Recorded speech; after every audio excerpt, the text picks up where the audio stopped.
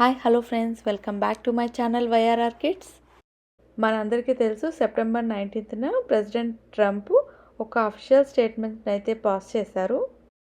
దీని ప్రకారం కంట్రీ బయట సైడ్ ఉన్న వాళ్ళు ఎవరైతే H1B వీసా అప్లికేషన్ పెట్టుకుంటారో వాళ్ళందరూ $1,00,000 ఫీజ్ పే చేయాలి. $1,00,000 అంటే మన ఇండియన్ కరెన్సీలో 88 lakhs. ఇందులో కీ పాయింట్స్ ఏంటంటే ఇది ఓన్లీ వన్ టైం ఫీజు.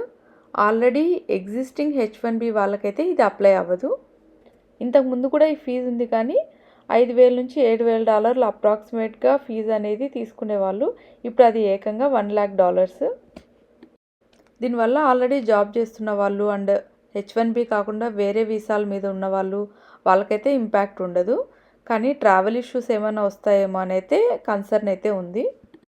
ఇంకా టెక్ కంపెనీస్లో ఎక్కువ మన వాళ్ళే వర్క్ చేస్తుంటారు, అందులో ఎక్కువ H1Bలు కూడా ట్రై చేస్తుంటారు కాబట్టి వాళ్ళందరికీ దీని ఇంపాక్ట్ ఉంటుంది. స్టూడెంట్ వాళ్ళకి ఏమన్నా ఇది ఎఫెక్ట్ అవ్వదా అంటే ఓపీటీ, స్టెమ్ ఓపీటీ వీటి మీద వర్క్ చేసుకుంటే ఓకే. బట్ వాళ్ళు కూడా H1B ఫైల్ చేయాలంటే కంపెనీ వాళ్ళకి స్పాన్సర్షిప్ ఇవ్వాలంట.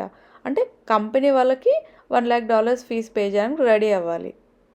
సో ఇలా ఉంటే చాలా ఇబ్బంది అవుతుంది కదా కొత్తగా వచ్చే స్టూడెంట్స్కి కానీ H1B ఫైల్ చేసే వాళ్ళకి కానీ. సో టెక్ కంపెనీస్ ఎవరైతే స్టూడెంట్స్ని తీసుకుంటారో అండ్ ఎవరికైతే కొత్తగా H1B స్పాన్సర్ చేస్తారో ఇంతకుముందు తక్కువ ఫీజు కాబట్టి ఆబ్వియస్గా పెద్దగా వాళ్ళు ఆలోచించేవాళ్ళు కాదు. బట్ ఇప్పుడు దాని ఇంపాక్ట్ అనేది చాలా ఉంటుంది. ఇంకా ముందు ముందు చూడాలి దీని ఇంపాక్ట్ ఎలా ఉంటుంది అండ్ స్టూడెంట్స్ రావడం ఏమైనా తగ్గిస్తారా, H1B ఫైల్ చేయడం తగ్గిస్తారా, లేదు రిస్క్ తీసుకొని వన్ టైం ఫీజే కదా 88 lakhs వేసేసుకుందామంటారా? It's all their personal choice కదా. ఈ వీసా రూల్స్ ప్రొసీజర్స్ అన్నీ ముందు నుంచి కూడా ఉన్నాయి, కాకపోతే ఇప్పుడు మరీ వాటిని చాలా స్ట్రిక్ట్ చేస్తున్నారు.